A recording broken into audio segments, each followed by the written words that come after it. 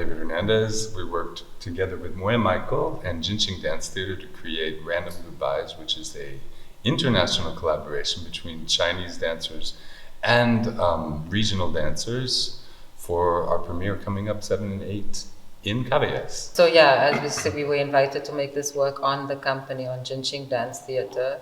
So just the company of Jin Xing Dance Theatre, which is the Chinese company based in Shanghai. We went there, we worked with 14 dancers from the company on this work, and then the situation changed just before we were supposed to premiere it in February 2019.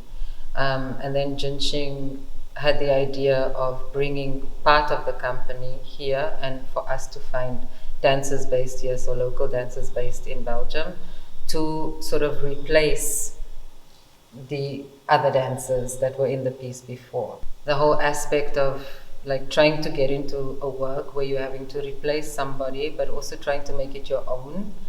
And at the same time also being kind of lost in translation because, you know, the Chinese dancers don't speak English, the English-speaking dancers don't speak Chinese, so there was this whole sort of aspect. And I was a little bit nervous about it, but actually it turned out pretty well.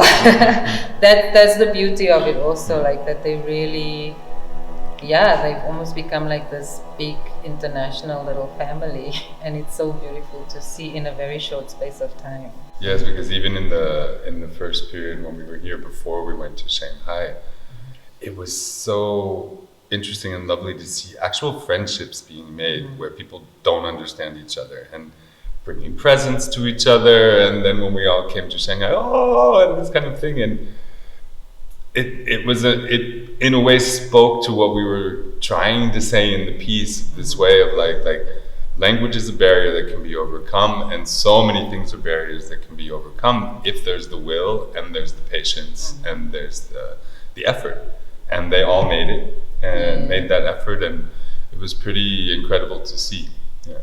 You know, but then also like just living in Shanghai for that particular period and experiencing like daily life, I think that was our focus of what we were experiencing, like what our eyes were experiencing, and so how to translate that on stage.